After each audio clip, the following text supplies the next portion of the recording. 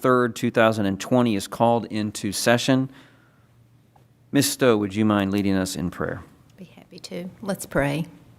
Most gracious Heavenly Father, we thank you for this day, and we thank you for this school system and for the many loyal employees that we have that are working diligently every day to provide instruction and every other need that our children have. And we just ask, Lord, that tonight that you would be with us as we make decisions that impact each and every one of them, and that you would give us guidance and wisdom.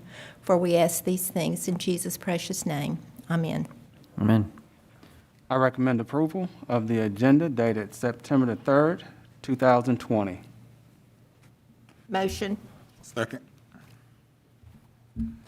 I have a motion and a second for the recommendation of approval for the agenda dated September 3rd, 2020. Is there any discussion? If there is none, all those in favor say aye. Aye. Aye. Aye.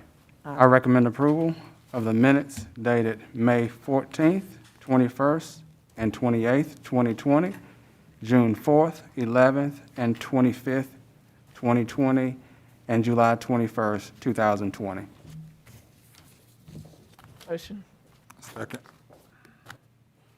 I have a motion and a second for the recommendation of approval of the minutes dated May 14th, 21st, and 28th of 2020, June 4th, June 11th, and 25th of 2020, and July 21st, 2020. Any discussion? Any questions?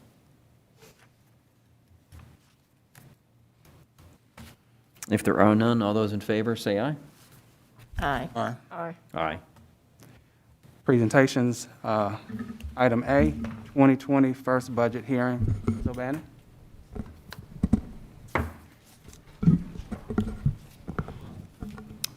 It's a good thing I have better vision. I can see across the room. I can't see this one. But I have my notes. Can everybody hear me? Yes. Yes, ma'am. Okay, good. You have a hard copy of the PowerPoint presentation in front of you, and I also emailed it to you, however you want to follow along.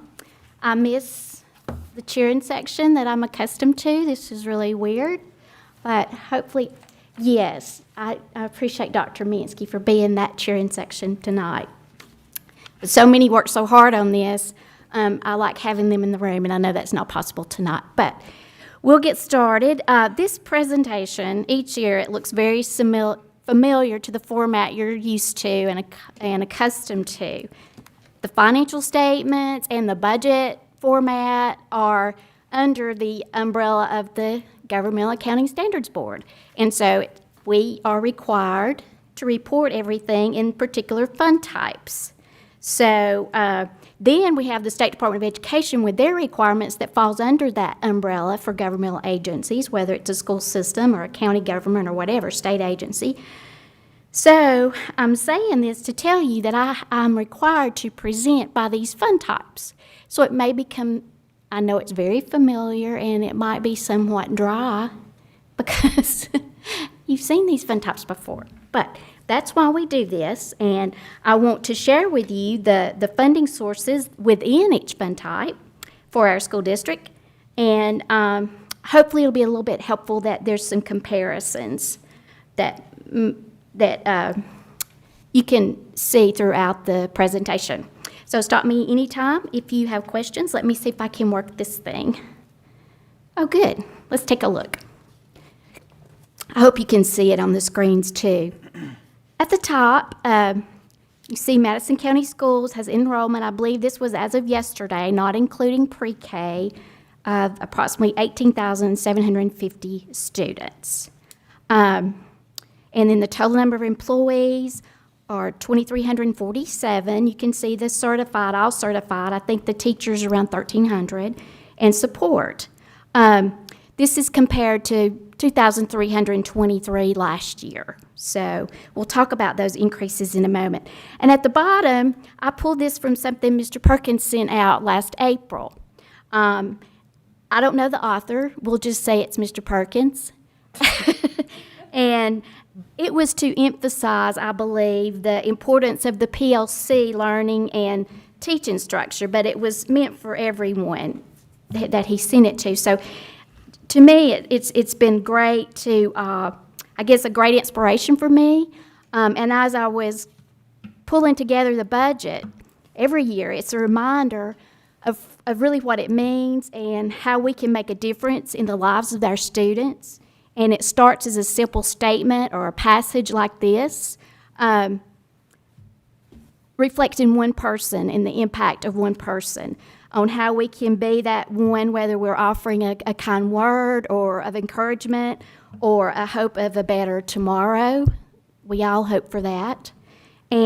Or just communicating the various needs, even for a school system, and looking out for the 19,000 students we serve. So I guess what I'm trying to say is the budget is an investment in those 19,000 students. I take the ideas and priorities from many ones in our district, individuals, for different areas of the school system, and I present to you those results. So that's what we're going to do tonight. And thanks to the best leadership team, my cheerleaders, and they're the best in the state, including Miss Gina Gross for working with me as we plan throughout the summer. She's awesome. But let's start talking about the resources available for 2021. And again, thank you, Mr. Perkins, for sharing the importance of being that one. The strategic plan is, let me get my notes here, sorry, is the map for everything we do. So the budget and funding piece plays a huge role addressing the overall objectives covered in the strategic plan. We must align the budget every year with these goals and objectives that lead to maximizing student achievement, which is obviously our main objective. The budget overview, here are those fund types I was talking about. This year, I've actually color-coded the fund types in the presentation to match the slide colors for each fund type section. So, Ms. Stowe, there's hope for me as a backup elementary school teacher. I say elementary but by the time Clark got in 6th grade and started that math, I was out of the picture. I could no longer help him.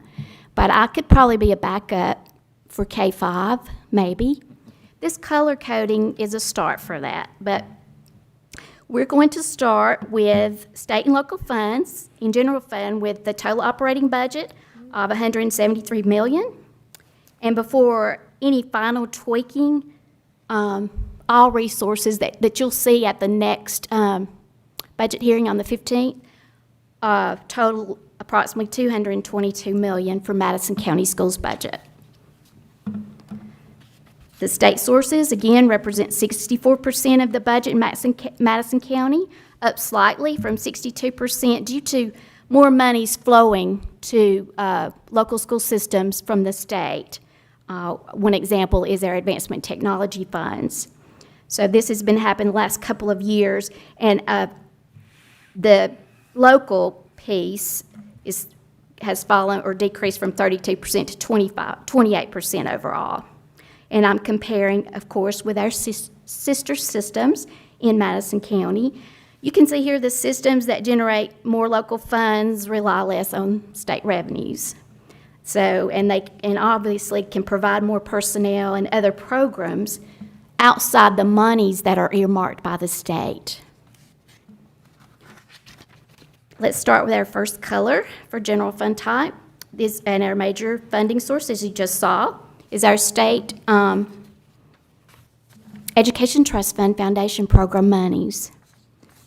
The system ADM last fall was up by 370 students compared to the previous year. Remember, we're funded 1 year in arrears based on fall student enrollment. The majority of our additional teachers was a result of growth in certain pockets, as well as this being the first year that the Madison County Virtual Academy was recognized as a standalone school. So we earned those teacher units this year that will be state funded. The pockets that I'm talking about for other areas of growth, significantly in the Hazel Green area, Lynn Fanning School is one example.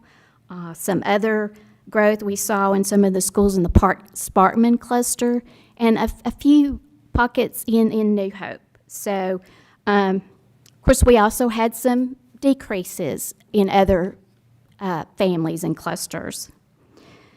But also you see the principal earned, the addition there, the counselor and librarian, that's for the Madison County Virtual Academy. Karen? Yes, ma'am. Have you had any indication about whether they're going to consider this year's ADM for our funding in the future? Mr. Perkins might can answer that better than I can. The last I heard was that if there are no significant changes, they are going to go with the counts we have in enrollment. If they see, obviously, if they see huge changes, they're going to look into that. And I don't know if that will be on a school-by-school basis or statewide. Yes, you hit the nail on the head. That's exactly what the last conversations that I've had with the State Department, that's what they said. Okay. Thanks. And you can see here the State Foundation program funds are up to cover those increased units earned. The classroom instructional support funds remain up and the same as last year. For student materials, technology, these go to our certified staff employees from year to year. So the bottom line is, if you look at the bottom of this slide, there's an increase of $3.5 million for fiscal year 2021 in the foundation program before the 10 mil match comes out of that. After the 10 mil match comes off the top, we'll discuss that a little more in a minute, but we'll actually receive, you see that top line, $105 million. We'll receive that over a 12 months period in equal installments. The school nurse program allocation and the technology coordinator remains close to the same as far as the state funds. It seems like when we're getting ahead with transportation, we take a few steps back. We lose some of that momentum. I don't know, the state may possibly use fleet renewal area as a plug once everything else has been fulfilled or the budget's been completed. I don't know that, but that appears to be what happened. Our operations funds decreased, as you can see that, under transportation by $215,000. And some of that is attributable to the consistent lower gas prices over the last several years. And also because our number of bus routes, they haven't changed, but our fleets, it's also attributable to our allocation because the number of buses in our fleet that are eligible for funding, those that are 10 years old or newer, have come off the fleet, and we're trying to catch up. And I'll explain that to you a little bit more when we go over to capital projects funds, where we actually receive those fleet renewal monies, what that looks like. It's just 1 year. We've got a downward slide for 1 year, and we'll start going back up because we've been purchasing 22 buses per year the last few years, and again this upcoming year. So we're going to catch up, but this is a we're only funded right now at 52% for fleet renewal. So that's the reason there, when you look at fleet renewal, that it's down. Also, in capital projects fund type, in a moment, we'll look at that state capital purchase money, $5.2 million. With our $12 million debt payment, that's what it's used to go toward to offset local monies that are required to cover principal and interest payments. So we'll see that in a minute too. So notice the 10 mil match at the bottom. It increased by almost $200,000. We're accustomed to that as it's tied to our ad valorem taxes and to any increases in those revenues. Before we talk more about the 10 mil match, I just want to show everyone on how far we've come since the State Foundation program funds were prorated cut 3 years in a row, 2009 through 2011. It's been a slow climb back to level funding and beyond now. A lot of that was due to the increases that we saw in salaries, those state-mandated increases to fund those. And, of course, as we grow, we earn units. But you can see here our enrollment at the bottom has remained stable over the past 13 years with around 18,885. So, of course, this does not include pre-K. So that's a good place to be in. You don't want to see huge increases. Of course, we would love to have more students, but that makes it very difficult when you have local fund challenges as far as keeping up with your facilities. And you don't want any downward for sure, because you lose your state funding there for your staff and programs. So it's okay to be pretty much stable. Okay, let's further discuss the 10 mil match. It's for all school districts across the state. Remember the match requirement, taken off the top of the state foundation revenues, ensures equity among school systems as far as state funding per student. In theory, a poorer school system will have and has the same resources as a wealthier school system to offer a solid foundation for all students throughout the state. And again, you can see how our 10 mil match requirement increases from year to year. We're up to 11.1 million with the match. You'll see the local property tax revenue projections for 2021 are 23 million, leaving 11,875 for general operations after the 10 mil match comes off the top. We actually transfer that match over to the foundation program. So in our books, in our general ledger, it goes from local revenues that we've collected to foundation dollars. But we'll look at those property taxes in a moment. This is the calculation compared to last year. The state pulls the amount of our 4 mil district tax revenue from, again, this is from the 19 fiscal year end financial statements. The 4.4 million divides by the 4 mills to determine the value of 1 mill in Madison County.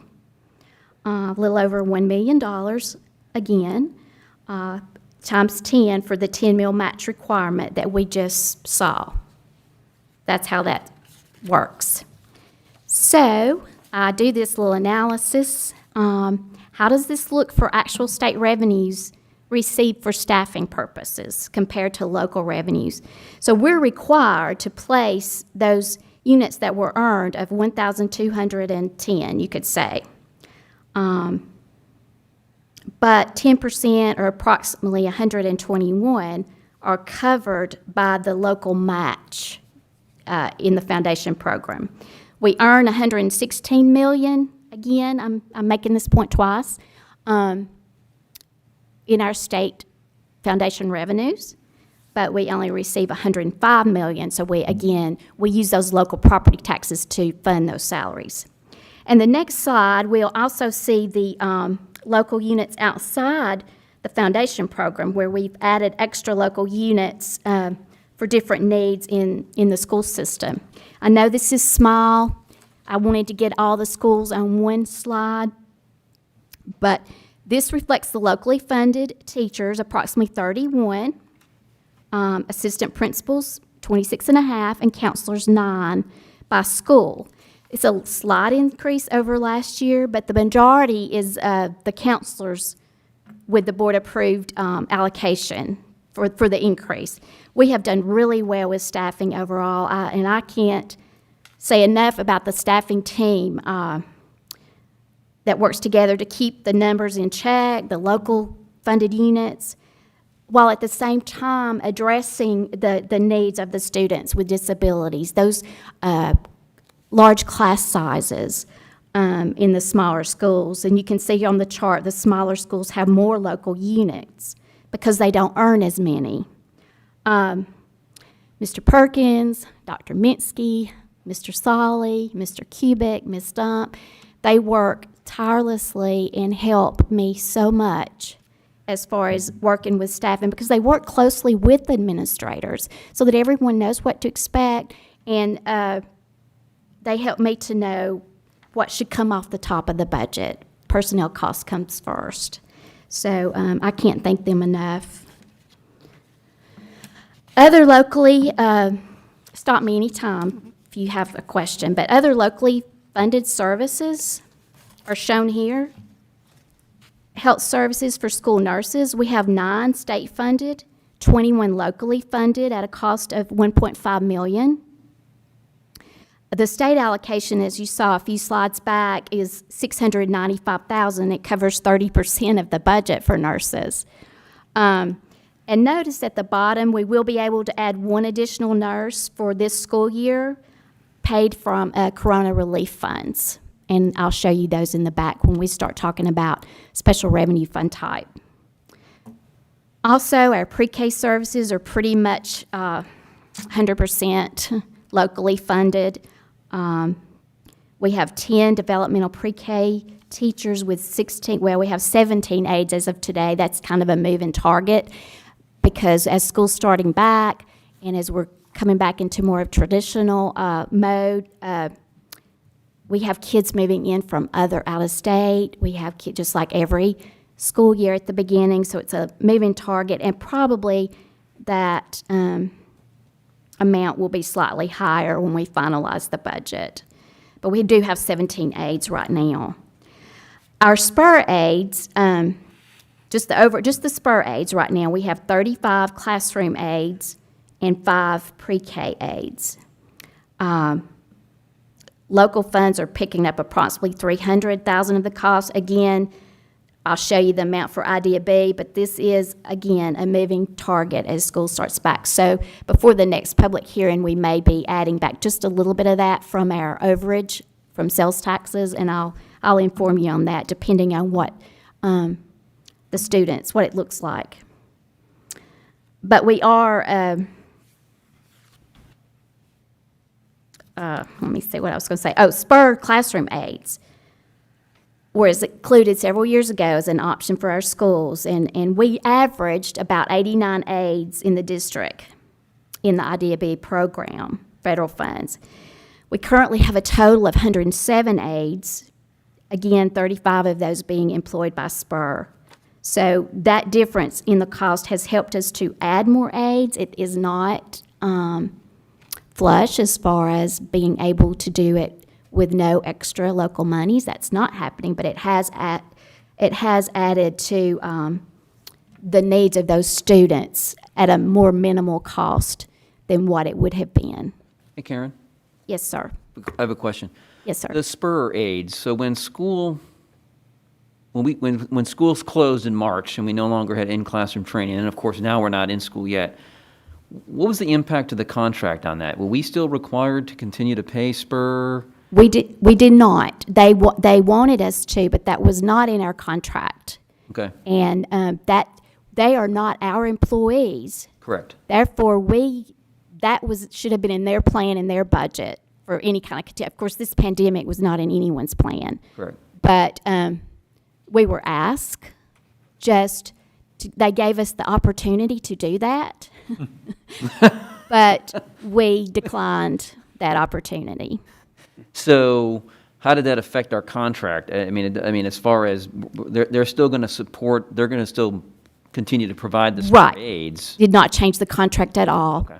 But we only pay for those aides when they're actually working in our schools. So we realized a little bit of, Oh, absolutely. Yes, absolutely. I would say it saved us $200,000 at least. okay, thanks. And other state revenues, before we go on to local revenues, again, for the second year in a row, school districts were allocated ETF Advancement Technology Funds, and this is our 2021 budget for the funds that we actually received this summer, and we'll be carrying those over in our ending fund balance.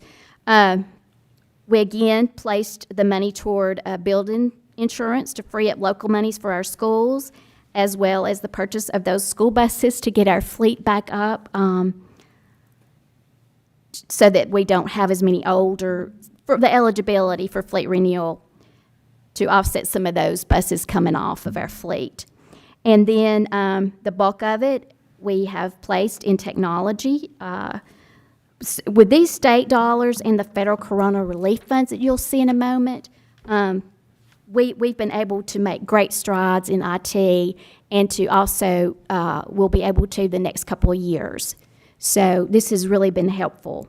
These funds have not yet been obligated, the $2.5 million. And then other property services at the bottom, these are for security cameras. Dr. Minsky started this last year when we received these state funds. And the scope, I talked with Mr. Wilson, and Dr. Minsky has worked hard on this. We started out with the first phase of it for our front parking lots so that we can see tag numbers and folks entering our campuses. This second scope, we've already encumbered this $450,000, is for interior cameras at every entrance, so we can see folks coming and going. What are swivel devices? Okay, swivel devices. I know what they are, but I'm going to let Mr. Perkins elaborate. Those are just instructional devices where if a teacher is actually teaching up front, there's a device that actually tracks them as they're teaching and actually can stream that information as they're teaching.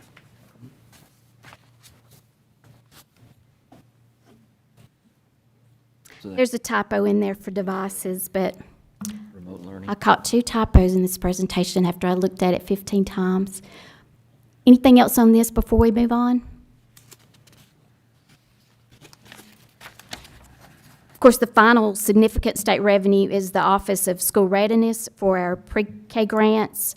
The total funding went from 1.9 to 1.8 over from last year, but we cover 24 classroom grants with this money. The funds for each classroom depends on the year of the grant, whether it's first year, second year, or third year, and the monies decline according to the year. As you can see, the $46,800 grants. But we will receive these funds. I say we will. Nothing's 100%, but we should continue to receive these funds every year. And we have the 24 classrooms with 3 non-title schools that have 4 classrooms, as you can see them separated here. Now, quickly, local revenue projections. We're still in that general fund operating fund type. I put this slide in year after year just as a reference for you or someone seeing this for the first time. These are the assessment rates in terms of fair market value for 3 out of 4 classes of property. The motor vehicles are not listed here, and that's the 4th class of property. So let's look at that 10% for residential property on the next slide. This is an example for Class 3 property. Assessed at 10% of fair market value, just the example, $100,000 fair market value. Take the assessment value of $10,000 times our millage rate to come up with the amount of tax revenue for our school district with our total 16 mills. And you want to see how those 16 mills are budgeted and what it looks like. Here we are. This property taxes, ad valorem taxes at the top, we're starting with the 5.5 county-wide. I budgeted a 2% increase over prior year actual because that's what we're seeing with the state abstracts. We actually, the county-wide taxes this year were actually up about 1.5%. The district was up closer to a little over 3%. But I balanced it out in doing kind of a conservative revenue budget projection of 2% each. That's how I came up with those dollars. And you can see the total that we looked at over when we were talking about the calculation for the 10 mil match. The total projection is $23 million. Remember, this local revenue is before the 10 mil equivalent of about $11 million goes over to state funds, moves over. And for sales taxes, this is very conservative for sales taxes, considering we are not seeing a hit at all, a decline in Madison County. We're very blessed to live in North Alabama in Madison County. We're kind of the economic engine for one of them, at least, for the state. I expected more of a hit or decline because of the pandemic, but we're not seeing that. I went ahead and conservatively budgeted it at level funding. But we can amend this if we see any material changes. I just felt like with all the uncertainty, we should go in that manner. But we can do a budget amendment in January once we see what those taxes look like. And the TVA in lieu of taxes has remained at $4 million or less for about 4 years now. So again, I budgeted that at level funding.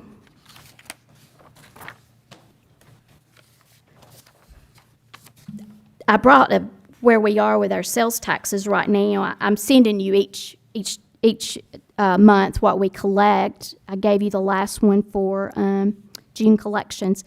But our 1/2 cent is up 7% right now. It's pretty amazing. And then our district is up 9%. So we 9% over last year. yes, ma'am. Wow. Over 9% over last year's actual. I'll send you the spreadsheet tomorrow. But for example, June collections in our district tax, I think it's because everybody's staying home and going to the grocery store every single day. It must be. We must keep food, sales taxes on food, or we would not be surviving right now. I can tell Toilet you paper, that. too. We collected in June of 2019, $949,000. Okay, you would expect that to be slightly down during a pandemic, I would think. Maybe not in the district tax as much, but we collected this June $1,120,000. And the 1/2 cent is up, but not as much. The county-wide, we collected 1.1 million, 1,125,000 in June of 2019. I think I put this in your email, and this year we collected 1,221,000. So, Some of it's because of the growth in like. Oh, we have a absolutely. Publix in the county now, all that. we Yes. Get a huge. the growth, yes.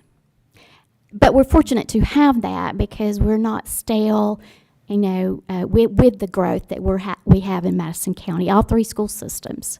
Because we're just not seeing that across the state. That does not include internet. It does not. This is what we collect. Correct, It does not include Amazon sales. correct. Even though we're paying taxes on what we order from Amazon. We are, Miss Stowe. You're not supposed to be ordering from Amazon. Sorry. That applies to everybody in the room, and we all do. I'll make sure to tell my wife that. So remember, this is how it's distributed. This is for, but county-wide taxes, local, are allocated, distributed on ADM, student population. District taxes stay in the district where they're collected. So this is the calculation. Of course, we don't yet know what it will be for 2021. We get that late in September from the State Department. But the current 20 fiscal year shown here is close to the prior year. I'll show you a little bit. We've declined some. But the taxes that we share with Huntsville City Schools and Madison City Schools are distributed in this manner. And those taxes are this 1/2 cent sales tax we just talked about, the 5.5 countywide ad valorem tax, and the TVA tax as well. And this is last year, so you can see we're down some.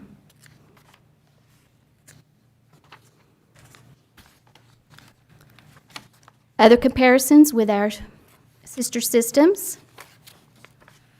I share this with you every year. Based on the financial statements for last year's fiscal year end, I don't have current data because we have not closed 2020. This is the ADM for each school system, the local revenue for each school system, and the local funding per student. And then I added the number of months operating balance.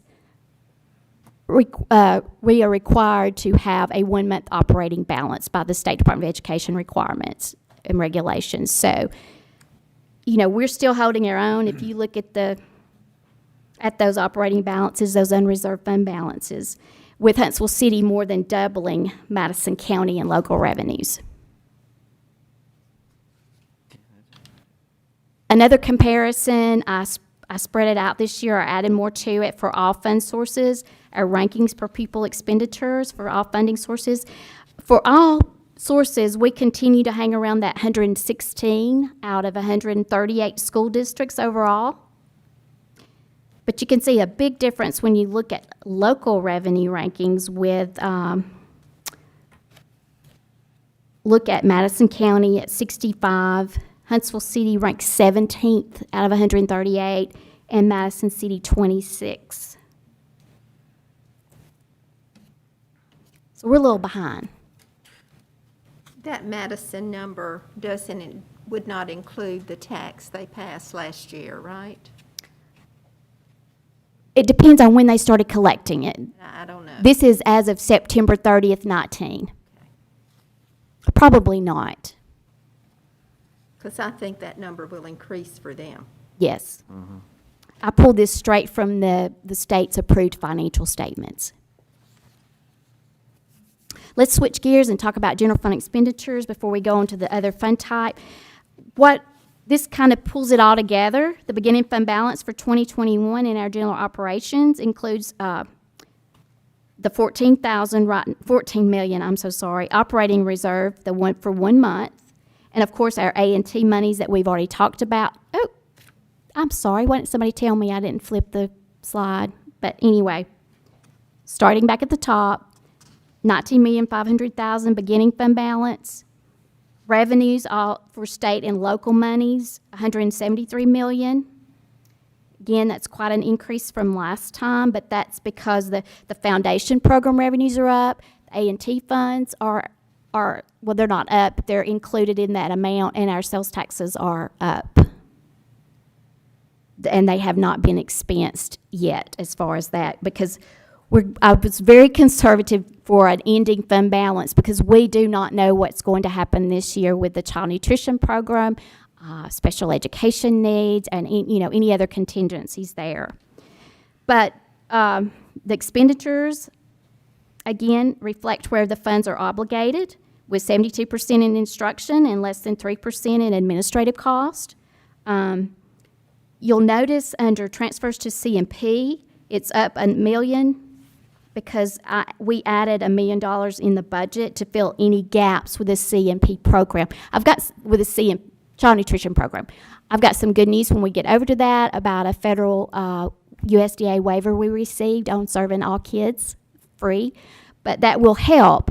But as long as we have remote learning and kids at home, not all those kids obviously will come to pick up a meal. So our participation will be down this year. We know that. So that's why that extra $1 million is in there. And that would leave a projected ending fund balance of $20,786,000. I'll show you that on the next slide. But the salaries and fringes still represent about 82% of our budget at $142 million for general operations. I'll go over the email I received from Barb while we're talking about child nutrition.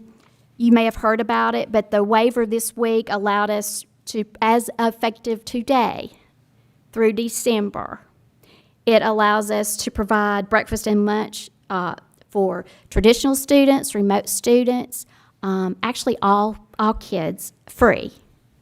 So, and the reimbursement rate for that with the USDA is actually higher than our typical or normal national school lunch and breakfast program. It's a little bit higher. So how does that work? Do the kids just go through the line and just nobody pays? Nobody pays. Do you keep up with who's getting the lunch? Oh, absolutely, because you have to know your participation in order to file for reimbursement. Okay. Yeah, we track it just like before. We just don't track free, reduced, and paid status. We're still gathering that information because we need it for Title I purposes. That's how Title I allocations, the data is pulled for that. It's used for several different purposes other than school meals. But yes, we will track it for reimbursement. But through December, we received that waiver just this week. So like a child goes through, do they have to get like a lunch or can they just, No, they have to get a lunch. A la carte's not included in this waiver. okay. Okay. We're going to have to track it separately because if there's a la carte, they would have to pay for that or go back to whatever status. It's just for that free meal. Is that like a la carte? It's breakfast and lunch. Is that separate or does the a la carte happen in the same line? I mean, like, is this? It's in the same line. It's just entered in by the cashier as a separate item because it is tracked separately. Okay. So they wanted iced tea instead of milk, Or chocolate milk or whatever. for wellness purposes, I shouldn't say this, but extra French fries or Yeah, okay. those healthy French fries. They're baked, I think. They are baked. Anything in the a la carte area, it follows those wellness regulations. But that is not part of this. This is strictly for your lunch meal and your breakfast meal. Okay. So we're excited about that. But again, it'll depend on the participation and how many remote learners we have that are actually eating as to how much money we receive. For ending fund balance, again, this will change obviously depending on local taxes we receive, the status of our child nutrition program, our federal revenue support. But if you look at the $72.6 million in expenditures divided by 12, that's about a $14.5 million. I keep saying thousand. $14.5 million reserve for 1 month's operations. Then we have those set-aside payments that we carry over each year for those Snyder debt payments early in October. And then there's an excess, and that equates to 9 days because of all the contingencies for next year. We need to carry over more than a month, just in case. Is there a maximum that they want you, like you should not exceed a certain amount of carryover? Oh, no. Some systems that are wealthier cities, they have 3-month operations. But there should be a balance because we need to use that money for the students. We're not here to make a profit. Right.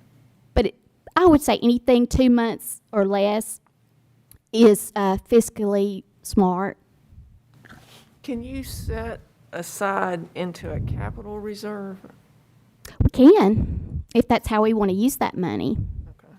We sure can. Right now, this is in fund type general fund. But say at the end of the year, we had extra and we wanted to transfer it over to one of our, we have done that, capital projects fund types. We sure can. Just as an emergency reserve? Yes, ma'am. Isn't that how we paid for the Hazel Green boiler when it blew up in the middle? Yes, ma'am. Mm-hmm.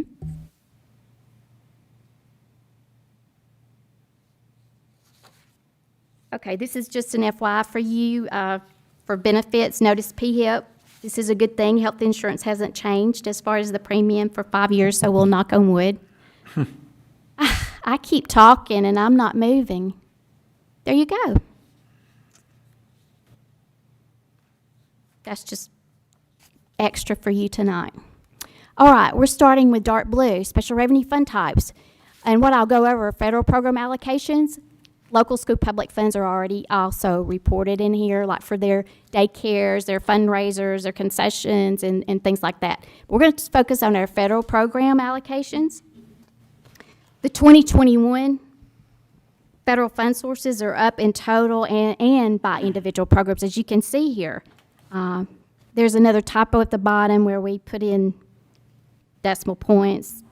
Those zeros, that bothers me, but they're in there, so we'll take those out before you get the next one. But those for Indian Ed and DODEA. But you can see we have a healthy budget as far as federal allocations go, and I haven't even gotten to the Corona Relief Fund yet. But we work very close, as you know, with the federal program administrators and supervisors, just to make sure we budget every dollar and to maximize that benefit to our students in our local schools. They do a phenomenal job. The first major program that we have, I say major because of the money, is our IDEA B program. It was not down this year like last year. I don't think the state took as much off the top because the federal allocation was not down at last year, but the amount that was passed on to us was. It was 3.7. Let me see if that's what it was. Yes. But it's back up to 3.9. Again, we have 72 aides currently from Idea B. We put in the budget 74, and I think we'll be filling those two quickly based on what information I've received from Ms. Stump. But this is just the expenditures that we have right now budgeted with these Idea B monies. We have a total of 9 psychometrists. That hasn't changed, but we're able to fund 7 with federal monies. And you can see all the way down. Our second major federal program are Title I funds. And this is a preliminary look. We'll have more detail next time in your booklet of how each school has determined and worked with Ms. Bass, Mr. Solly, to spend those dollars. But this is a preliminary look. The total allocation is $2.5 million, with $2.2 million going directly to the local schools. This funding is based on the number of students in the school, but you can also see the percent ranking for eligibility to determine if a school's eligible or not. We still have, nothing has changed, we still have the 11 Title I schools. What happens to the other 600,000? That's set aside for, of course, administrative costs, repair, director. I'll have all that broken down for you at the next meeting in the booklet. The pre-K that comes off the top, there's several set-asides that come off the top that benefit all schools. Okay. But it's our administrative budget as well for that. And, you know, I can send it to you before the 15th so you can see it. But Okay. these are the, after all that's taken off the top, the balance that goes to our schools.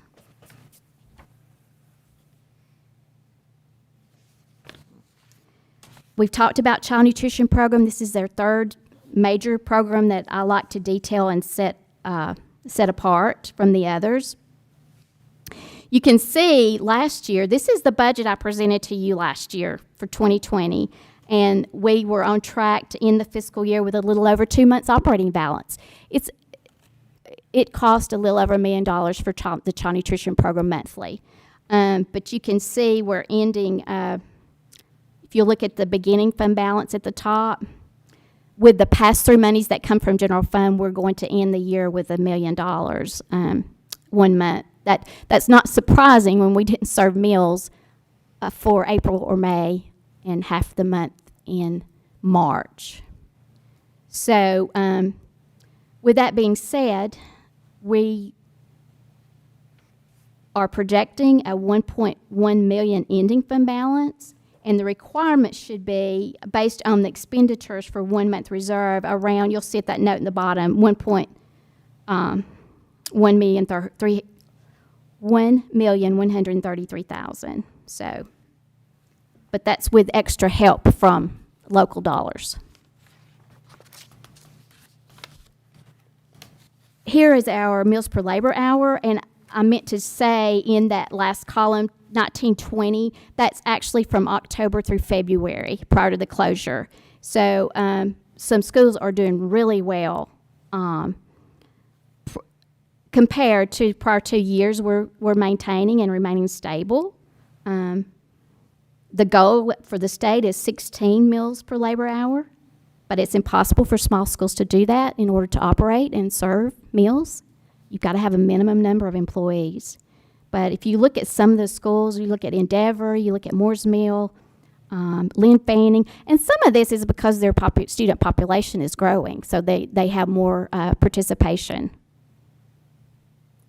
But I think we're doing really well, or we're at least going in the right direction. Other federal funds, as we talk about the federal funds that we receive through the CARES Act and the Corona Relief Funds, there's 4 different pockets of money. I'll quickly go over those. We have, the first one is under the ESSER Relief Funds. That's for elementary and secondary school emergency relief funds.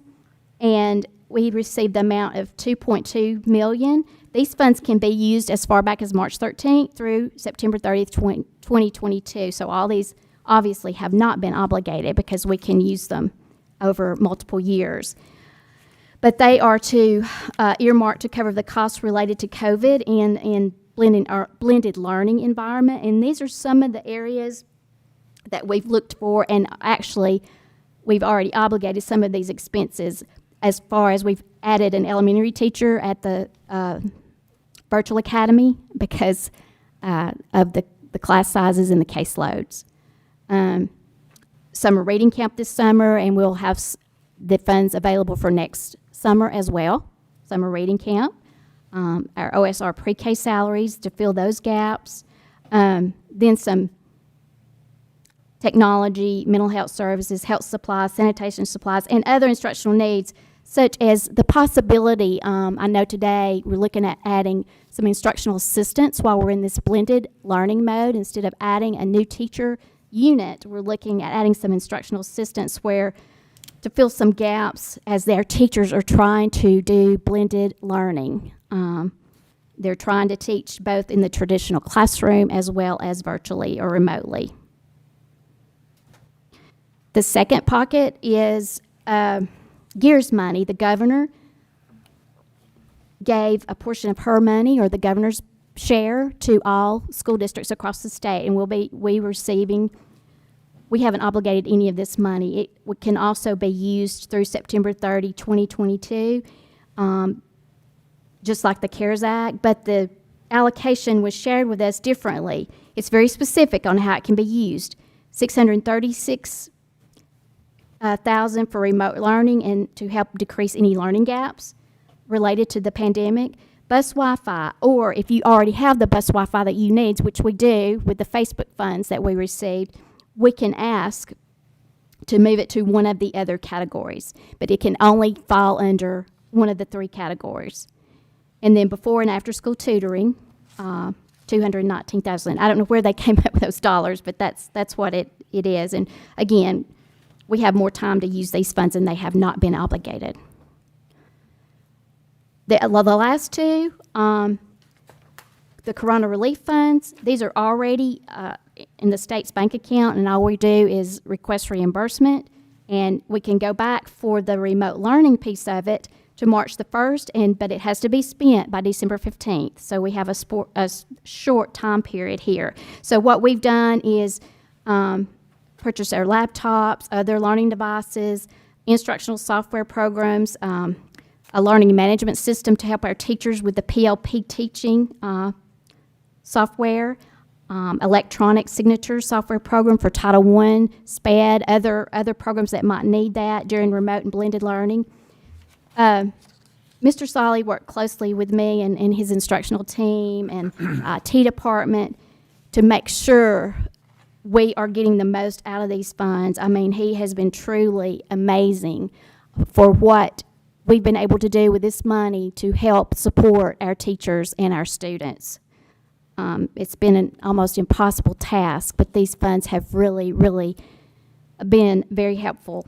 So I'm glad, Mr. Solly, if you're listening, that you're on my team, or better yet, I'm on your team. Finally, the last Corona Relief Funds. Can I ask a question? Yeah, Absolutely. Are most of these software programs, are they like for the year or 3 years, or how does that work? Some are, what we're purchasing some are multiple years, but we were able to go ahead and purchase that. But a lot of this, we won't need the extra, say, Mr. Solly can answer this better than me, reading programs and things of that nature once we're back into a total traditional environment. So the majority of them, Mr. Perkins, do we want Mr. Solly to answer that question? Yeah. Yeah, Mr. Solid, can you chime in on that, please? I have a list of everything purchased, but I would rather him touch on that for you. Yeah, so the programs that we purchased with these dollars are really kind of twofold. One, we wanted to make sure we used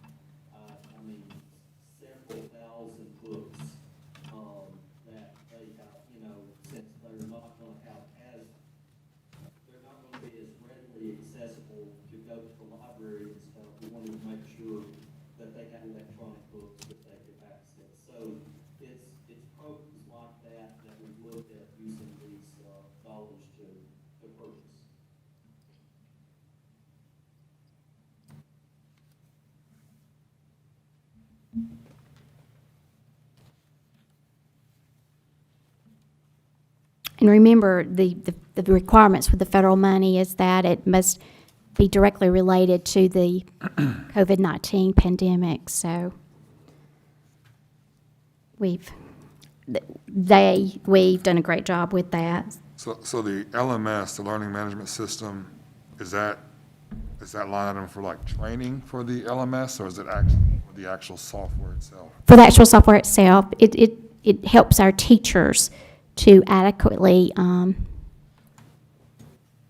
we have schools PLP, which was provided by the state. yes. Right? Instead, yes, and this is an extra piece to that. Gotcha. That we were able to buy to supplement that program to help our teachers work through that software. Gotcha, okay. So we also purchased Canvas because especially a lot of our secondary schools have used it for years, they want to continue to use it, so that we made sure that we had that available for any of our teachers that wanted to continue using Canvas this year. So that was part of that learning management system purchase there. Okay, thank you. Finally, for the health, this has the same period of availability as that remote learning corona relief funds that we just looked at. This is for educational health and wellness and the areas that it can be used. Again, this one starts August 1. The period of availability is only 5 months. So we can ask for reimbursement. This will help free up some local funds for days worked, nurses' days worked outside of remote learning. So once our kids come back in September, we can track those nurses' daily rates and benefits and ask for reimbursement there. We've used it already for nurse supplies. Our lead nurse, Ms. Donna Stiles, is overseeing this, including laptops for our caregivers, our nurses. Of course, PPE for nurses, staff, and students. Sanitizer. I mean, we have been able to do so much with these monies for health and wellness. We have ordered the infrared thermometer stands for each facility to have 2. We also have the regular infrared thermometers. We can use it for temporary contract services if needed. And then we, again, as I mentioned earlier, we have hired one nurse temporarily for this fiscal year to fill in and help the nurses in our local schools. We also have partnerships with Lockheed Martin and Northrop Grumman for remote learning. When we talk about, the one area I haven't really touched on is our MiFis that we've purchased for digital connections. And so that can be very costly. We can use some of our CARES Act money for that, as well as the GEARS money we haven't allocated. But right now, we've been able to work through some private partnerships and I want to, if Mr. Evans is listening, our Dan Evans funds, where this man can absolutely sell anything, surplus property, on gov.deals to help us cover our MiFi usage. We don't know how long we'll need it. We don't know how many devices will be turned in once we start traditional. I mean, we know, Mr. Solly knows, Mr. Perkins, but we don't know what those bills will look like. But we have purchased a total of 2,300 MiFis, initially through Verizon, and then we've added 1,000 more from AT&T. So this year alone, just for Mr. Evans generated $227,000 through sales of buses, scrap, junk, even I wrote down something, mowers, paper cutters, you name it. And that is going directly to our MiFi service.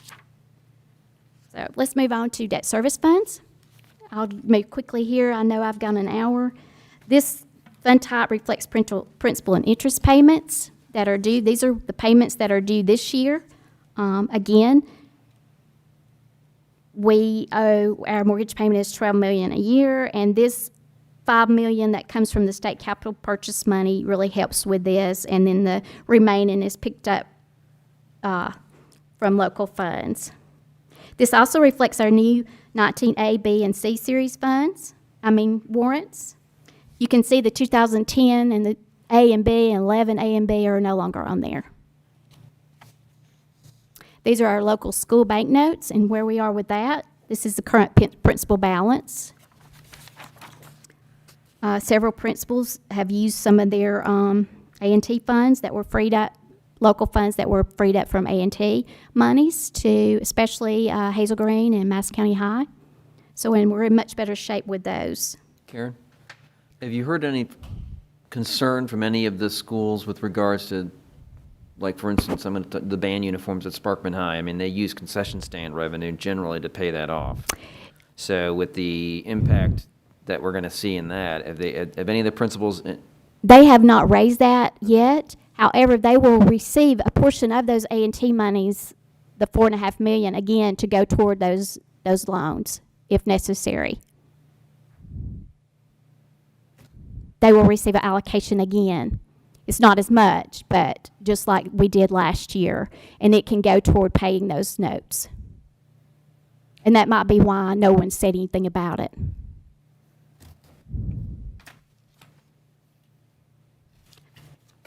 Now, capital projects funds, I'll be brief because Mr. Perkins and Mr. Kazort, we're going to talk about the capital plan quickly. I've talked about fleet renewal, our fleet renewal allocation. Again, the allocation went down from 8,326 per bus to 7,739. We are purchasing 12 buses from this allocation. We're using some of our beginning fund balance here. Again, our fleet, we have 220 buses, and this year, our down year, we have 112 buses that are eligible. We're not funded for 108. But, so we're right at 52% of funding, but you'll see next year and the years thereafter, when we get credit for these buses that we're purchasing and not as many are coming off the fleet, we'll be back up to 70 and even 80% of funding. So again, a bus cost approximately $95,000, and we're being over 10-year period funded $77,000. So that also hurts a little bit. Our capital projects funds continued. We talked about this capital purchase money that's used for debt. We've talked about that about 3 times, but the BRAC bond series, believe it or not, we're down to about $1.5 million when we end this fiscal year to complete the projects that are ongoing.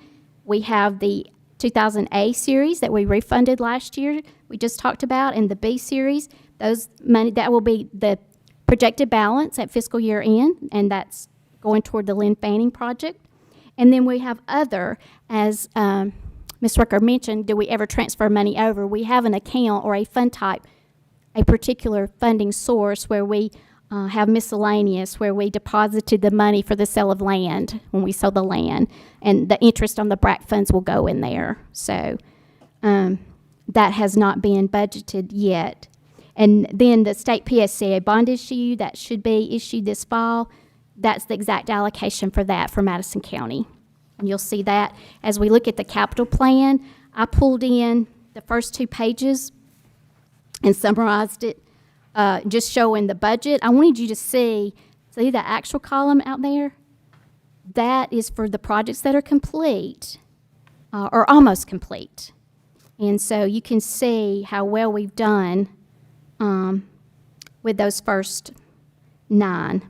I know there's a little bit of work left to do on the Monrovia Pod. There will be a little more cost there, but as well as Sparkman High. Also, I highlighted the projects that fall under the state bond issue, and it goes over a little of what the state allocation will be, but we have the $300 million in there. So, item 34, Mr. Gazort and Mr. Perkins will mention to you, but we've met with Todd Smith with Snyder, their team sales leader, as you all know. And so we've added that in tonight, but we've had several discussions about partnering with them in a phase 3 contract to use their expertise on several of the projects in the capital plan, like the HVAC replacement and replacing roofs. And by partnering with them, there's a possibility that we can drive down cost at the same time generating energy savings so that we can put that back into more projects. So he plans to come on the 15th to share with you what this would look like if we want to go in that direction. But again, Mr. Kazort's going to tag team with Mr. Perkins in just a moment, so I'm not going to talk any more about this capital plan. The last fund type is non-public funds for our local schools. This is just booster clubs, and it includes all of our schools. These are the budgeted funds at the local school level that we pull into the financial statements. Remember, these are only the non-public funds. Whoops. I wanted you to see my last page. It was so cute. Where'd it go? It had my smiley face. With the mask, we have it. Do you have him? We have it. We got them. Okay, I want everyone to see it. There he is. Any questions? It's a year to remember, right? Forget. If you have any questions before next time, let me know and we'll address it. Thank you, Karen. Sorry I went long. Thanks, Ms. O'Bannon. All right. Item B, capital plan discussion. And so we actually named it discussion to give, and actually brought it back up. Last time we talked about the capital plan at the last board meeting. And so what we wanted to do is to bring it back, put it before you. You all have had opportunities to kind of look at it and then to add feedback and things of that nature. And so there hasn't been a large wholesale change. There has been a couple of things that we've talked about and considered. Line 34 was one of the lines that was added that Ms. O'Bannon actually mentioned as well. And we just simply renamed it the proposed capital plan, because this is the proposed plan that we are planning to propose or send to the state and propose to you to vote on, not tonight, but at another board meeting. And then we removed the running totals. So those were the biggest changes that were made. There are a couple of other things that I think Joe wanted to cover, so I'm going to go ahead and turn it over to him and allow him to discuss those additions. Okay, yeah, thank you. Karen, a great job. I always hate following in behind you. You've got such detail. But anyway, correct. We changed the name. We took the running total out. Nothing has moved as far as anything on our projected capital plan that we wanted you to look at. I wanted to clarify a little bit on line item 15. My description, the first time you looked at this may not have been as clear. I thought I had explained it a couple of times, but it still had not. The line item 15, I'm talking, my plan was the older restrooms, older elementary schools and the restrooms, starting there. When I say upgrade or remodel or updates, what I'd like to look at, every restroom would not need the same. Whether they need new porcelain, new hand dryers, new lighting, new dividers. But one thing I want to make sure we do with everyone is a new epoxy floor. We have the quarry tile in some, VCT tile in some, and you know, with children, the smell gets, even a clean restroom, and you can still have the smell. So with the poured epoxy floor, it's seamless, it's easier to clean, and they just need to be updated. So what I had looked at as a round number was about 70 or 75 restrooms in our older elementary schools and a couple other spots. And that's what that line item 15 is about. The only other thing that we did add to your capital plan for consideration and looking at, it's in the unfunded for 2022 at this point, is line item 34. And that is phase 3 energy, LED, and automation upgrades. And that's what Ms. Karen was just talking to you about with Todd Smith. They looked at a capital recovery and reinvestment program, phase 3, where they did an analysis of our schools, basically looking at LED lighting, server upgrades, And some of our applications, we may be like running Windows 97. We need to continually stay in front of that curve. We're not having any issues now with our automation controls, but we do want to make sure we stay in front of that. So just on their original, and this is what Todd would talk to you about while he's here in person, their original was, if we can make the investment, we could save between $280,000 and I think $350,000 a year on our energy savings. So it was something that we wanted to put in here for us to look at as the board and capital plan. So there'll be more information on this. It is for us to listen and learn and see if it makes sense for our system.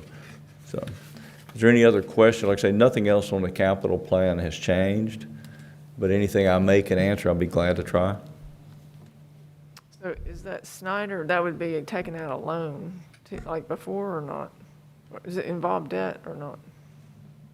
Not at this time. Karen, do you want to answer that? In the future, we wanted to wait for a year and see what, if they weren't to phase 3 project with us and take care of some of those HVAC systems and engineering costs and everything, it could lead, these estimates may not be exact, what we have on here, these are our budget estimates right now as of today.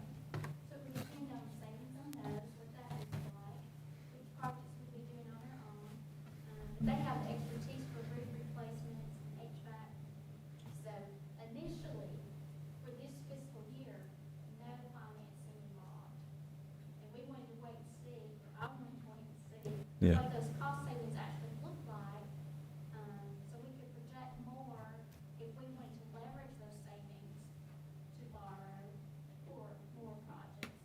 And he'll talk more about it in greater detail and obviously better than I can. But to answer your question, no financing involved for the first year. Until it may not ever be. This is showing unfunded right now. Okay. Yeah, we don't want to incur any other debt, but we want to make sure that we have the opportunity to spend the money as well as we can, as far as we can, and get our facilities up to speed. We will be allowed to, unlike other bond issues, to leverage and borrow from this, but we want to be very careful with that because we're already pretty much maxed out on our debt. But if we could use more savings from energy, as we have in the past, to cover that debt, then that's another area to look at that could be a possibility. For the next time, can you kind of make a sheet of all the things like the extra reserves, it seems like there's the fact that we haven't increased any estimated sales tax, sort of seems like that would be a possibility. Well, the reason I didn't show it like 5-6% is because of the pandemic. Right, but we've seen that hadn't really taken a toll. But I don't know what this next year looks like. But anyway, just to kind of see what could be out there, the potential funds that we already know of and potentially could realize, so that we see what might materialize. Like maximizing what we think revenues will look like. Mm-hmm. Yes, ma'am, I can. Okay. Any other questions on the capital plan that you've been looking at? Not specifically, Joe, but I think the capital plan has to be submitted to the state at the end of September, so I think September 25th. so we'll have to vote on it at the next board meeting. That is correct. Yeah. We're confident we're going to get this bond from the state, right? Yes, ma'am. Karen's shaking her head. I only said that with confidence because she has told me that. And I always trust Karen. Anything else? All right. Thank you very much. Thanks, Joe. Thanks, Joe. Okay. Item C, the reopening plan. So some time ago, the board passed a resolution, and in that resolution, it asked that each time we make an adjustment to the remote learning plan, or the reopening plan, that we will make known that information to the board. And so that's what I wanted to do today, even though I know that you all have already seen some of this information, and we've gotten this information out to the public. Parents are aware of it. But we wanted to make sure that we fulfilled that requirement of making sure that we get that out in a public forum. Of course, you all know that we have, looking at the data and looking at where we were, decided to move from level 3 to level 1, based solely on the data that we have, that we've received from multiple sources, multiple pieces of data. It's not just one data point, but there are multiple data points that bring us to that decision. And with that decision, we decided that it would be best to actually transition into that level 1. So September the 14th through the 18th would be that transition week, which Monday and Tuesday, which would be the 14th and 15th, we bring in Group A or Group 1. And then Wednesday will be a remote learning day. And then the last 2 days, which would be that Thursday and that Friday, would be Group 2. And that would be the purpose of acclimating our students back into our buildings, giving them the information that they need for the new normal, transitioning them and teachers to a traditional setting. And then on the 21st, we would go back to traditional. In our plan, we have made allowances or allowed traditional setting, a remote learning setting, as well as our virtual academy. And so originally we said that parents, originally our plan said that we would have to, a parent when they selected to go remote would have to stay remote for the first 9 weeks. However, with the changes and adjustments that were made, we decided to allow parents at this particular juncture to choose, to be able to go back and choose whether or not they wanted to go traditional or if they wanted to stay remote. And so that deadline will be actually tomorrow. And we put that information out this week and for the purpose of getting the information out and understanding and getting, being able to plan for our students to come back into our building. The change in level 1 is the wearing of masks pre-K through 12th grade. So that's the only change that we actually have in our original remote learning, I keep saying remote learning plan, our original reopening plan. It's at level 1. We put together some FAQs based on information and feedback that we had gotten from parents, and I wanted to just kind of share some of that information and actually cover some of that information here. This information, again, is on our website. The reopening plan updated is on our website. The FAQs is on our website. So all of this information has already been put out there for the public. FAQ question 1, our parents offered the choice between remote and in-person learning for the current nine weeks. So again, parents, again, have that option of choosing to stay remote. They have the option of coming back traditional, and also they still have the option of going to the Madison County Virtual Academy. Again, that deadline for making that decision is September 4th. It'll give our schools an opportunity, if there are adjustments in the numbers, to be able to plan for that eventuality. Question 2, will you be able to keep students socially distanced in the school building? And we're going to do our very best, our absolute very best to social distance to our best ability. However, in a school setting with a number of students, it's not always going to be possible. Our goal is to, however, situations may avail themselves that our students may not be socially distanced. And that's where wearing the mask and having some of the trifles that we're providing for our lower elementary schools will come into play to actually try to help facilitate that process of getting our students in our buildings and keeping them as safe as we possibly can, as well as facilitating the safety for our teachers, our faculty, and our staffs. And again, I just touched on this. Will students be required to wear face masks all day? What about while riding the bus? So while students are riding the bus, they will have to wear a mask while riding the bus. And there's a protocol and procedure for loading the buses and things of that nature. Face masks will be required for all pre-K through 12th grade students while at schools. Students in classes, though, will be given opportunities to have mask breaks throughout the day, an opportunity to take the mask off to get a break during the day. Will you do temperature checks for students and staff? All staff, and currently all staff right now, are being checked every day. I've been to multiple schools, and every school I come into, no one allows me past the door without checking my temperature. So I've been temperature checked quite a few times. But our faculty and staff are being checked daily. Students will be checked to the extent possible. We've purchased, to the extent possible, let me just preface that. We've purchased multiple thermometers, and where we can check temperatures, we will check temperatures. Some schools, depending on sizes, are not feasible on a consistent basis, but there will be opportunities for specific checks on certain students.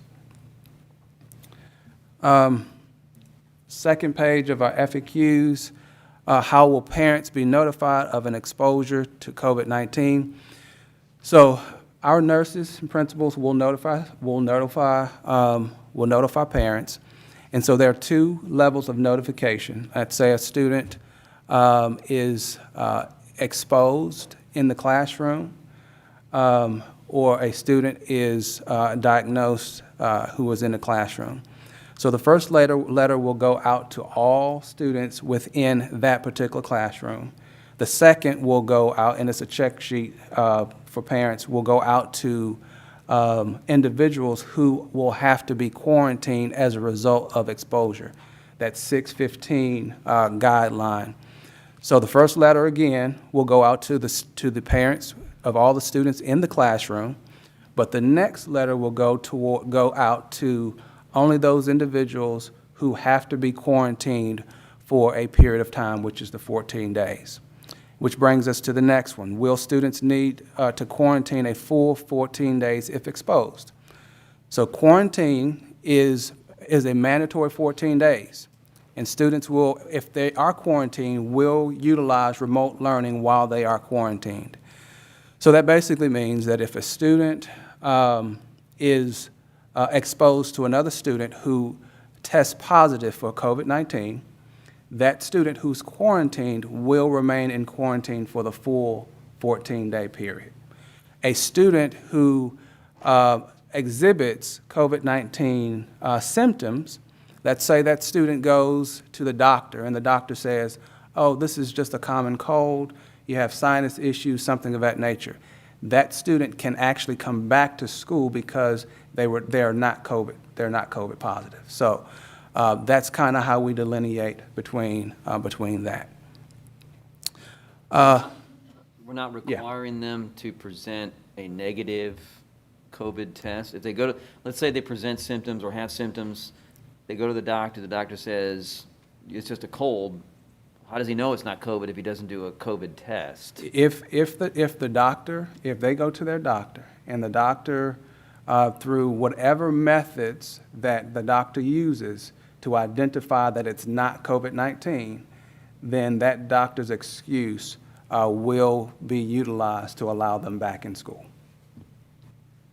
Because there's tons of other reasons. Yeah, I know. I'm just. There are tons, yes. Yeah, I'm just curious. And however the doctor does his job in terms of identifying what what the illness actually is, I can't say it will be a COVID test. I can't say it won't be a COVID test. However, whatever the medical professional says is what we will take and go by. All right. Will students choosing in-person instruction need to return their Chromebooks and hotspots? That will be our schools will get out that information concerning hotspots and Chromebooks and things of that nature, especially those who are returning who utilize our MiFi devices and Chromebooks. Schools will actually collect those, or they'll get out information of what needs to take place with those particular items. And then this is one big question that we've had to come up. Will after-school care be offered? And so after-school care will be offered only for those students who are in school or who come to school in person.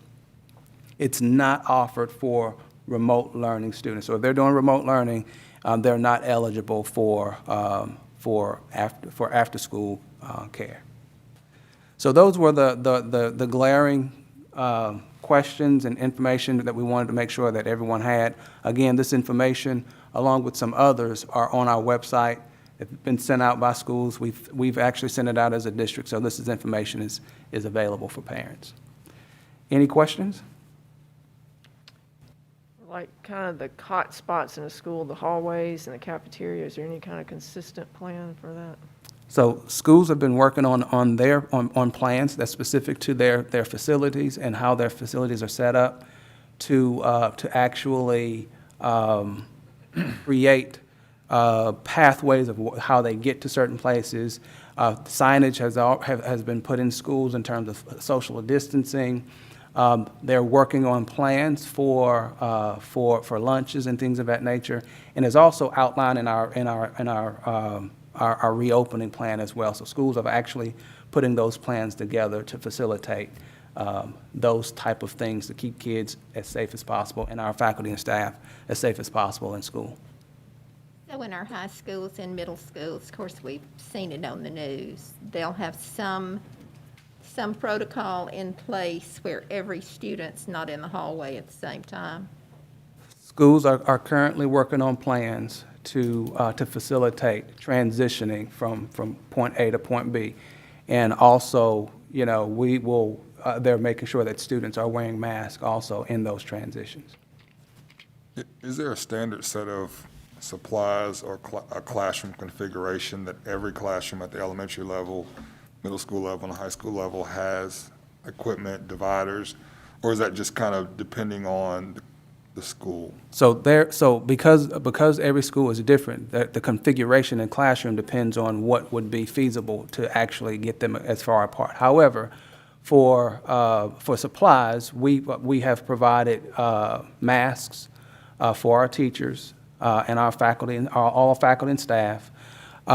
We have provided dividers, the trifold dividers. We've provided For every desk in the classroom? not every in lower elementary. Okay. Right, Okay. in lower elementary for the students in the classroom. But we've provided for teachers, face shields for teachers, masks for teachers, hand sanitizer for teachers, to as much as we possibly can to actually make sure that they're safe as possible. And is there I know you guys, some of it may be judgment call, but is there a document you all use if we have to transition to level 2 or level 3, something that parents can see to kind of understand the thought process behind the transition, other than just, hey, look, we have elevated cases here? Like, do you have a matrix that shows, documents the path in which you get to level 2, or we have to go to level 3? You mean, so I'm not really following you. Are you meaning like, do we have a document that said that we're close to level 2, Yeah. or do we? So So basically, Transition, I Something think. kind of weights the fact. yeah, something that a parent can understand, like, okay, we see why the district decided to go to level so 2 or 3. So there are multiple data sources that we pull. So, for instance, we look at the ADPH map. However, the ADPH map is not necessarily connected to our levels. So we look at where that spread actually is. We look at our numbers in our district for teachers, students, the level of spread in terms of COVID cases, as well as the level of quarantines within our district.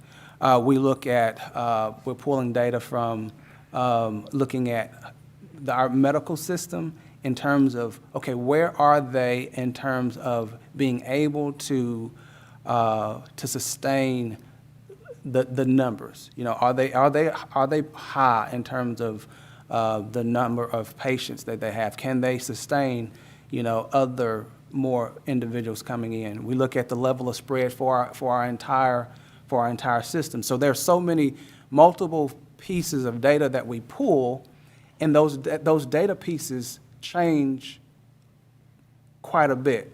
So it sounds like it's a judgment call then. Well, I mean, I see you look It's at not necessarily judgment, because Right. we're using solid numbers to You're actually not make that plugging decision. in numbers to a spreadsheet. and Right. saying, oh, the number's this. We're tracking numbers every single day to make that determination of, okay, these numbers are high, they're elevated, and because of the elevation of the numbers and of the data, this is going to cause a problem, for our system and for our community as a whole. And it could be just a school Yes. rather than It could, the whole system. People need, I've had that question asked. absolutely. It could be down to the classroom level. It could be a number of individuals in the classroom. It could be the school as a whole. It could be several schools. It depends on the level of breakout in multiple facets in order to make that decision. And I understand what you're asking, Nathan, and I will say that across the board, having made some of these decisions in other arenas, it's not uncommon for the weights of those different types of data points to change in your decision depending on the relationship to other things that may have weighted higher last week but now don't. And it would be, I think next year you could go back and look at that and be able to make that more clear. But right now, there is just some everyday weighing out what that looks like in relationship to something else. For instance, if you have enough tests, then this over here may not matter. The amount of surgeries you can do may not matter because you could test everybody before. But if you don't have enough tests, but you have enough beds, then it changes. I can't say it changes every day. That would be unfair. But that weight diminishes and increases based on these. And so it's multiple things that are weighing out, and what you're trying to do is constantly find the middle and then adjust again when that middle looks like it has shifted because this is becoming more impactful than it was last week. Yeah, and I guess you're right. From a parent perspective, when that first question asked, what did you use to make the determination? And I certainly understand all the data points you're referring to.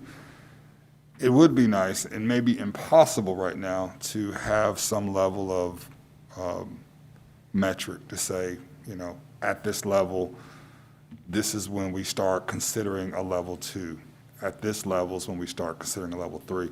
That way your parents at least have some kind of understanding of the decision. And I think they trust us as a board, and they trust you as a superintendent. I just think and maybe that's later, as we progress through this COVID-19 situation. But just something to think about, some kind of analysis tool that help you guys make that, with the data. Absolutely, because even with tested cases. So there's one piece of data that we looked at where the tested cases for over a period of time, let's say it was 14,000. Mm-hmm. That turned that percentage. That lowered a percentage of what the actual spread looked like.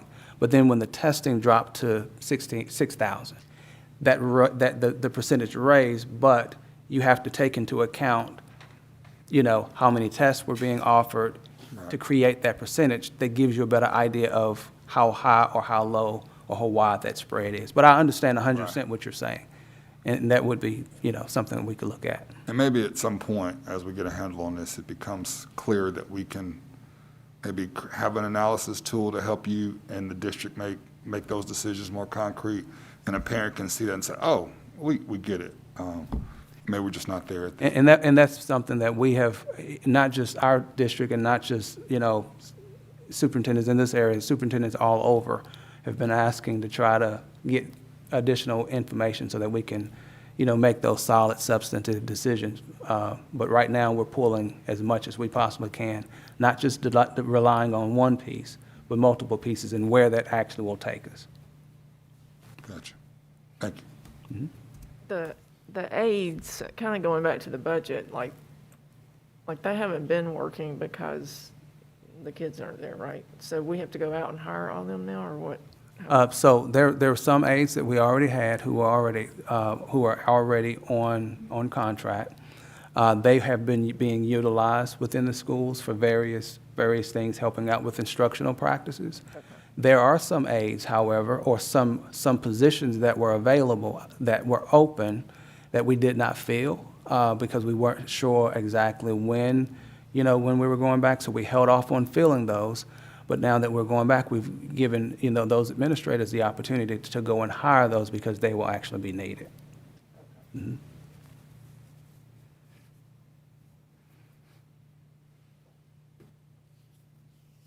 Do you have any challenges that you are to expect other than the normal, we may have outbreaks? Is there anything that the board needs to know that you guys expect to happen and you have a plan for, or we're good right now? Well, I mean, right now, there's a lot of challenges, and we could probably talk about a lot of them, here. However, what we have been doing is trying to be proactive and looking at multiple areas of focus, and then trying to meet those particular areas before we get to them. So that's kind of where we are with that.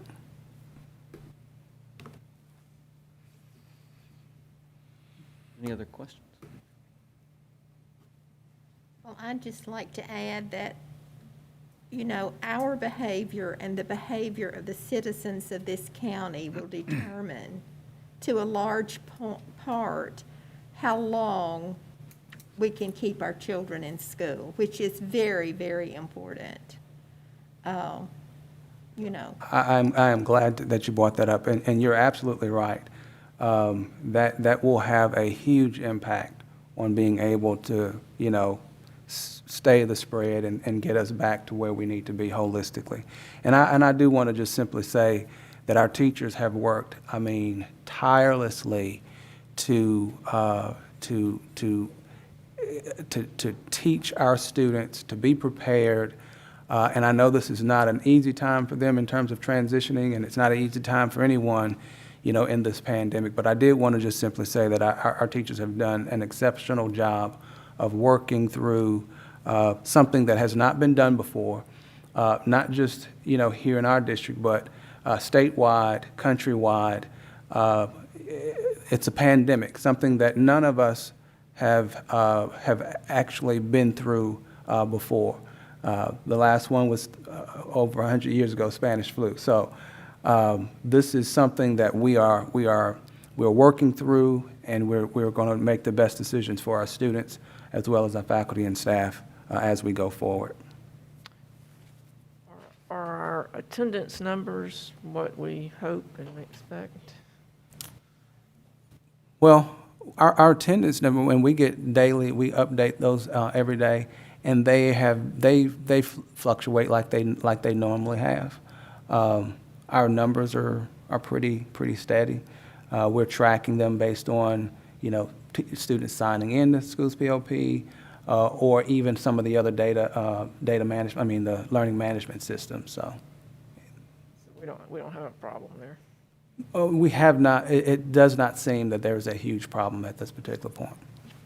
Alan, will you be good enough to send us, after the schools receive their, I know teachers have been calling parents asking, which way they want their child to be educated. Will you kind of send us an update on how many have chosen to remain with remote learning and how many will be returning to the classroom? Absolutely. I'll get that information to you.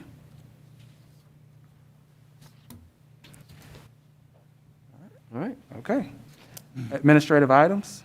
Item A, I recommend approval of the bids as submitted. Motion? Second. I have a motion and a second for the recommendation of approval of the bids as submitted. Any discussion? We've got Karen in the audience today, so. If there is none, all those in favor say aye. Aye. Aye. Aye. Item B, I recommend approval of the change order to New Market School construction project as submitted. Motion. Second. I have a motion and a second for the recommendation of approval of the contract change order for the Noon Market School. Any discussion or questions? Got Joe and Karen here.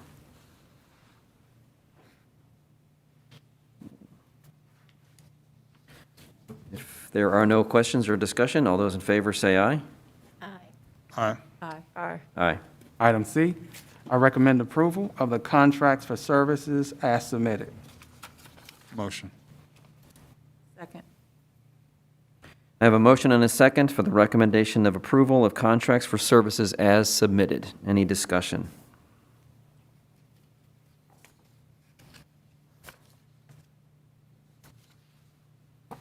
If there is none, all those in favor say aye. Aye. Aye. Aye.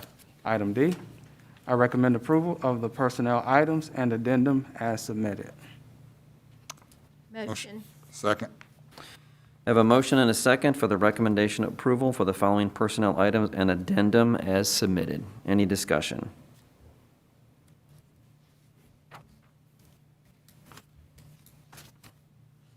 Ken, is there anything that you needed to add? Is Ken even on? Okay. Okay. If there is no questions or discussion, all those in favor say aye. Aye. Aye. Aye. Aye. Item E, I recommend approval of the supplements as submitted. Motion. Second. I have a motion and approval for the I have a motion and a second for the recommendation of approval of supplements as submitted. Any discussion? If there is none, all those in favor say aye. Aye. Aye. Aye. Aye. Item F, I recommend that an employee be suspended for one workday without pay for unprofessional conduct and violation of Board Policy 5.1.1. Motion. Second. I have a motion and a second for the board to approve the superintendent's recommendation to suspend a Madison County Schools employee for one workday without pay for the reasons as outlined in the superintendent's recommendation. Is there any discussion? I'm not too sure there's much discussion. We can do much discussion on this. Yeah. Yeah. So does anyone need to go into executive session to discuss this or no? If not, then all those in favor of the superintendent's recommendation, say aye. Aye. Aye. Aye. All right. That fulfills the agenda for this evening. The next board meeting is on the 15th of September. We will have our second and final budget hearing. Correct, Karen? And we will also review the capital plan one last time before we sign it and send it off to the state as well. Is there anything that anybody needs to add for the? Like to say welcome to Brian Brooks Yes, I'm sorry. tonight.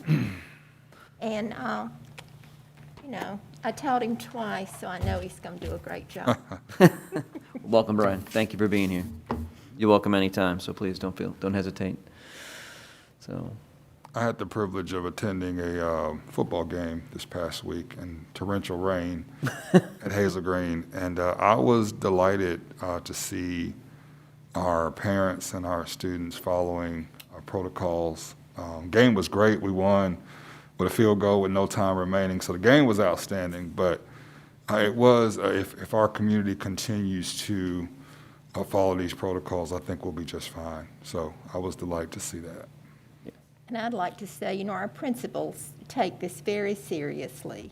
And, you know, I just hope everybody will cooperate with them because, like with the schools that, you know, in District 3, there are there's a principal and 2 assistants. It's very difficult for them to police that many people. So, you know, everybody just needs to do their part. If we want our kids to play ball, we have to do our part.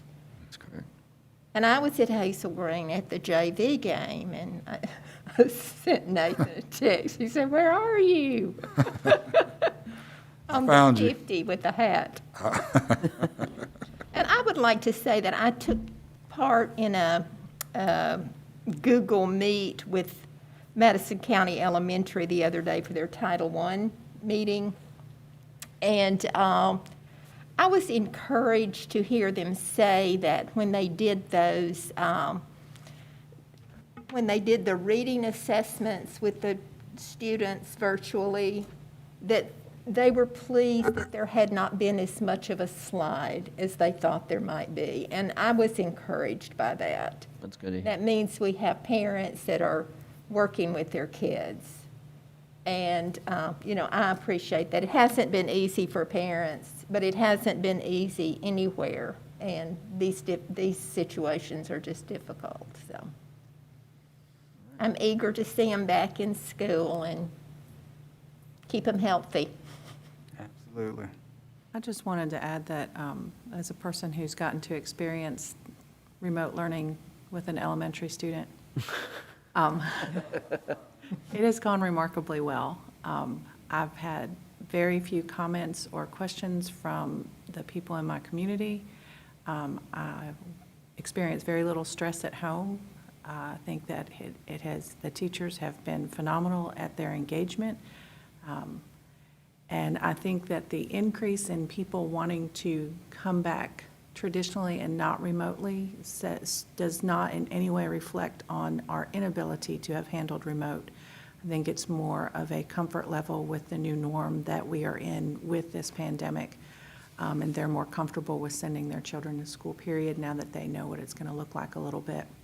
But I have not received any feedback that not wanting to be remote was because it wasn't going well, and I just wanted to make sure our teachers were aware of that. I think they've done remarkably well in a setting that is a little unstable. Well, and I think we've proven that we can transition. We've done the remote thing. Everybody's learned how to do the remote thing now, and I think now that we've learned, we can transition back to a traditional classroom. And if we have to transition back into a hybrid or a full virtual, again, we can do so, and everybody's already done it and already used to it and knows what to expect. So it shouldn't be as disruptive should that happen. Hopefully it won't happen, but if it does, I think we're better prepared. Yeah, certainly.